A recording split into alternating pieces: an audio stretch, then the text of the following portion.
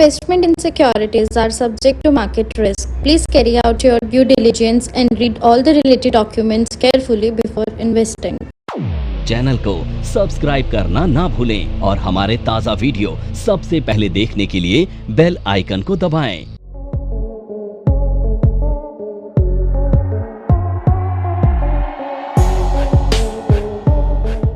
अब देखिए, commodity market की शुरुआत ना 2002 में हुई थी। अब कमोडिटी मार्केट में कमोडिटीज़ में ट्रेड किया जाता है और इसको सेबी ही रेगुलेट करता है। पहले एफएमसी फॉरवर्ड मार्केट कमीशन हुआ करता था जो इसे रेगुलेट करता था। अब यहाँ पर अगर हम बात करें तो कमोडिटीज़, 4 मेजर तरह की कमोडिटीज़ को ट्रेड किया जाता है यहाँ पे। तो सबसे पहले एग्री कमोडिटीज़ होती हैं जिनको यहाँ पे ट्रेड किया जाता है, पर सभी तरह की एग्री कमोडिटीज़ ट्रेड नहीं होती हैं। कुछ मेजर कमोडिटीज़ हैं जैसे वीट है, कॉफ़ी है, पोटैटो है, कुछ मसाले हैं जैसे कार्डमम है, टर्मरिक है, इस तरह से, ठीक है, ब्लैक पेपर है, बहुत सारी चीज़ें हैं, ये ट्रेड की जाती है। साथ ही साथ नॉन एग्री कमोडिटीज़ में बेस मेटल्स यहाँ पे ट्रेड किए जाते हैं। बेस मेटल आप सभी जानते होंगे, copper, lead, aluminium etcetera etcetera, ये सभी भी यहाँ पर ट्रेड किया जाता है। इसके साथ साथ बुलियंस भी यहाँ पर ट्रेड किए जाते हैं। बुलियंस का मतलब होता है gold and silver, precious metal भी कहा जाता है इसे। तो गोल्ड एंड सिल्वर भी ट्रेड किए जाते हैं यहाँ पर, और एनर्जी को भी यहाँ पर ट्रेड किया जाता है। और एनर्जी से हमारा मतलब है यहाँ पर natural gas and crude oil, यानी एनजी और क्रूड को यहाँ पर ट्रेड किया जाता है। अब ट्रेड करने के लिए ना आपके पास 2 मेजर एक्सचेंज हैं। सबसे पहला MCX और दूसरा NCDEX, यानी मल्टी कमोडिटी एक्सचेंज और नेशनल कमोडिटी डेरिवेटिव एक्सचेंज। ये 2 मेजर एक्सचेंजेस हैं जहां पर आप ट्रेड करते हैं। इसके लिए आपके ब्रोकर को आपने बोलना पड़ता है कि हम कमोडिटी वाला सेक्शन भी एक्टिव कराना चाहते हैं, यानी इक्विटी के साथ साथ कमोडिटी वाला सेक्शन भी आपको एक्टिव कराना होता है। अब यहां पर अगर आप काम करते हैं तो मंडे से लेकर फ्राइडे तक ये मार्केट चलती है, और जो टाइम है सुबह 9 बजे से लेकर रात को 11:30 बजे, यानी 2 सेशंस होते हैं। सबसे पहला एक विंटर सेशन 11:45 तक चलता है, और समर सेशन जो कि 11:30 तक चलता है। जब सर्दियां आ जाएंगी हमारी कंट्री में तो टाइम बढ़कर हो जाएगा 11:55, ठीक है, हाँ, विंटर्स में। अब यहां भी ना आप फ्यूचर्स में काम कर सकते हैं और ऑप्शंस में भी काम कर सकते हैं, पर ध्यान रखिएगा सभी कमोडिटीज के ऑप्शंस अवेलेबल नहीं है। मेजर कमोडिटीज के जैसे gold, silver, crude, natural gas, इस तरह की कमोडिटीज के ऑप्शंस अवेलेबल हैं, फ्यूचर सबके अवेलेबल है। इसकी एक्सपायरी ना डिफरेंट डेट्स पर होती है। आप देखोगे कमोडिटीज में एग्री कमोडिटीज हैं, उनकी एक्सपायरी अलग होगी, अलग अलग डेट पर। बुलियंस की अलग होगी और बेस मेटल की अलग होगी, एनर्जी की अलग होगी, तो इनकी एक्सपायरीज अलग अलग डेट पर होती है। अब इसके पीछे का लॉजिक क्या है? लॉजिक ये है कि जब वो कमोडिटी लिस्ट की गई थी तो उसका साइकिल जिस दिन से शुरू होकर जिस दिन पर खत्म होगा वहां से 30 डेज की एक्सपायरी है। एग्जाम्पल के तौर पर मान लेते हैं कोई लिस्टेड कमोडिटी 15 मार्च को लिस्ट हुई है, तो उसका एक 30 डे का साइकिल तो 15 अप्रैल को खत्म होगा ना, तो उसकी एक्सपायरी कब होगी? 15 अप्रैल को, इस तरह से। तो एक्सपायरी डिफरेंट होती है, ठीक है।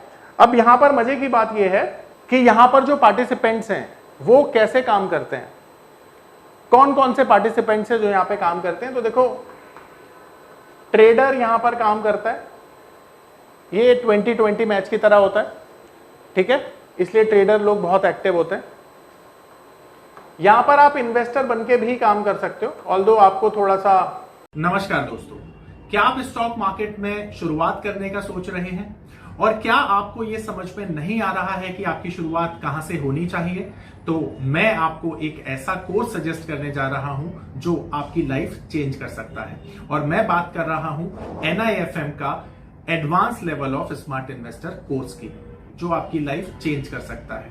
जी हां, आपने सही सुना, NIFM आपके लिए लेके आया है एक ऐसा शानदार कोर्स जो आपको बताएगा कि किस तरह से आप स्टॉक मार्केट में सक्सेसफुली पैसा कमा सकते हैं। और ये कोर्स है advance level of smart investor. Advance level of smart investor course आपको हर छोटी से छोटी और बड़ी से बड़ी मार्केट की बारीकियों के बारे में जानकारी देता है और ये सभी जानकारियां आपको इस मार्केट में पैसा कमाने में बहुत ज्यादा मददगार साबित होती हैं। तो इस कोर्स को करने के बाद आप मार्केट में सक्सेसफुल ट्रेडर और सक्सेसफुल इन्वेस्टर बन सकते हैं। अपने कॉन्ट्रैक्ट को रोल ओवर करना पड़ेगा, पर इन्वेस्टर भी यहां पर काम कर सकते हैं। ज्यादातर तो स्पेक्यूलेशन यहां पर होती है, क्योंकि जैसा मैंने बोला 2020 मैच है, तो बहुत छोटा पैसा लगा के बहुत बड़ा पैसा जल्दी बन जाता है, इसलिए स्पेक्यूलेशन यहाँ पे बहुत ज्यादा हावी होती है।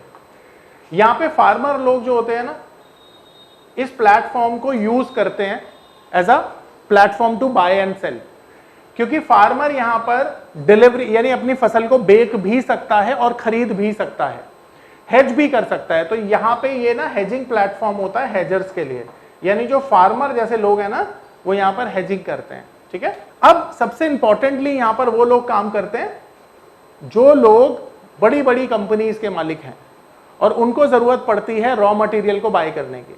अब जैसे मैं एग्जांपल के लिए आपको समझाता हूं, आपने देखा होगा हेवल्स एक कंपनी है। हेवल्स कंपनी क्या करती है? इलेक्ट्रिकल अप्लायंसेस बनाती है, वायर्स बनाती है, स्विचेस बनाती है, ये सब बनाती है। अब ये बनाने के लिए उसको किस रॉ मटेरियल का यूज करना पड़ता है? कॉपर। अब कॉपर यहाँ पर ट्रेड होने वाली एक कमोडिटी है। अब सोचिए कि अगर कॉपर की कीमत, एग्जाम्पल के लिए मैं एक हेवल्स कंपनी का एग्जाम्पल जो ले रहा हूँ यहाँ पे, पहले वो बता देता हूँ।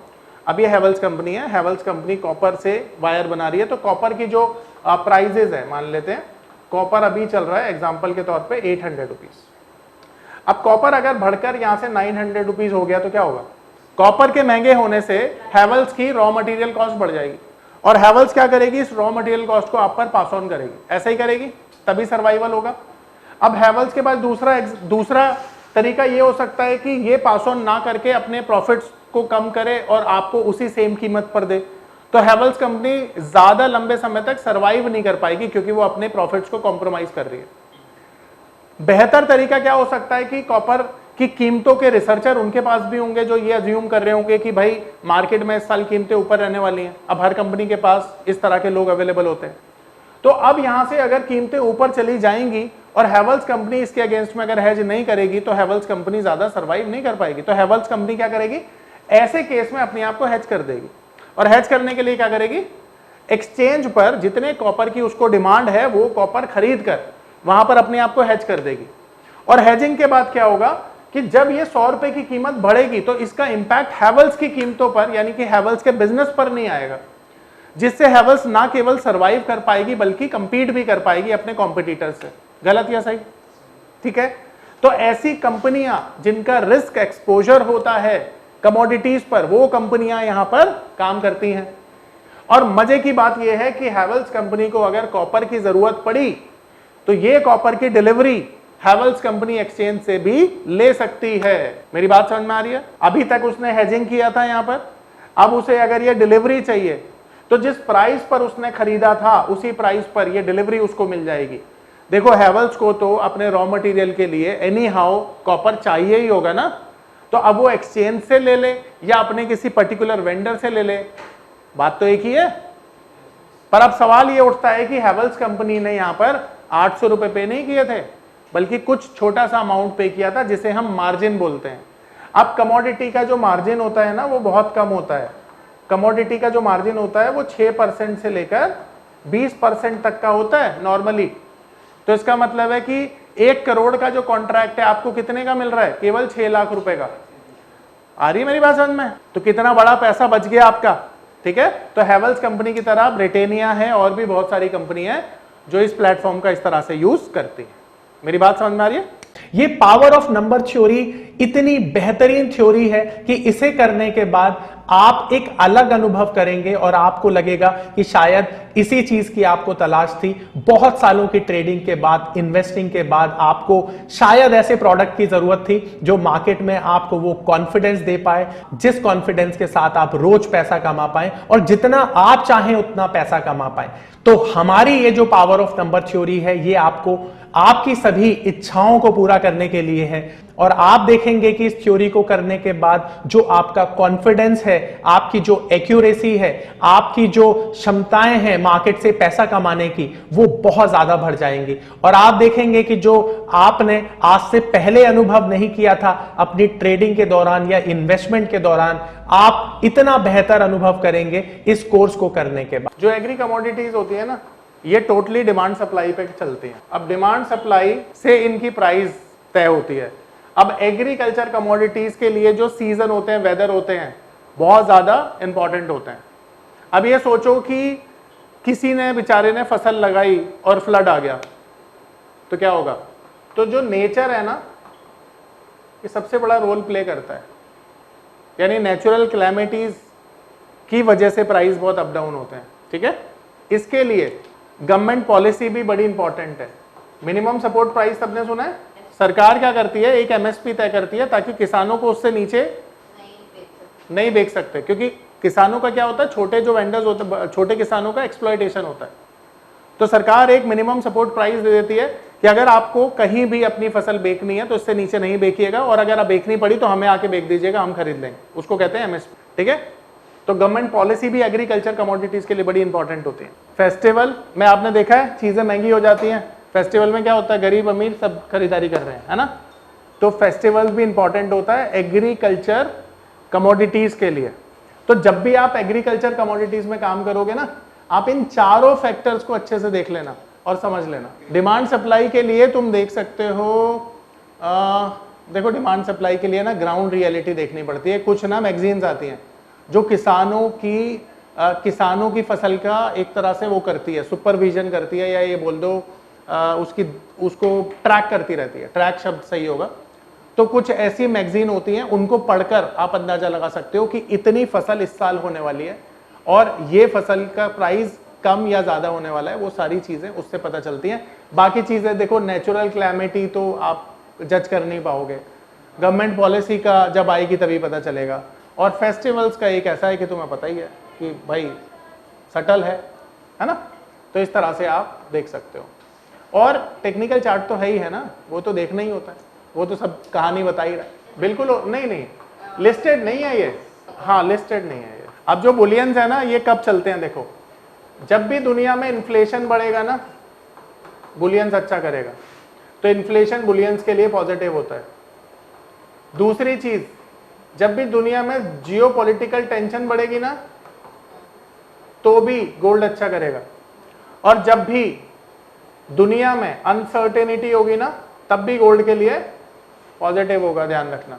इन तीनों हालातों में गोल्ड अच्छा करता है। और जब भी सेंट्रल बैंक गोल्ड बाइंग करेगा तो समझ लो कुछ ज्यादा पॉजिटिव है। सेंट्रल बैंक बाइंग, ये डेटा आपको मिल जाएंगे इंटरनेट पे। ठीक है, ये चार चीजें देख लेना, गोल्ड के लिए हमेशा अच्छी होती है। इन्फ्लेशन, जियोपॉलिटिकल टेंशन, जो दुनिया में लड़ाई झगड़ा होता है, अनसर्टेनिटी ग्लोबल मार्केट में, मार्केट का बहुत ज्यादा उतार चढ़ाव का होना, और सेंट्रल बैंक बाइंग, जो देश के सेंट्रल बैंक होते हैं वो जब बाइंग करते हैं तो गोल्ड बड़ी तादाद में लिया जाता है। और इसके बाद एनर्जी, देखो एनर्जी के लिए भी समहाउ जियोपॉलिटिकल टेंशन बड़ी इंपॉर्टेंट है। देखो जब भी जियोपॉलिटिकल टेंशन बढ़ेगी ना, ध्यान रखना, क्रूड के प्राइसेस ऊपर जाते हैं, नेचुरल गैस के प्राइसेस ऊपर चले जाते हैं। देखा ही होगा ना। देखो जो ऑयल होता है ना, ग्रोथ के साथ चलता है। जब भी दुनिया में ग्रोथ होगी ना, तो बिना एनर्जी के नहीं हो पाएगी। तो ग्रोथ और जियोपॉलिटिकल टेंशन, ये मेन चीज है। और डिमांड सप्लाई तीसरी चीज। अब इसकी डिमांड सप्लाई कैसे पता चलेगी आपको?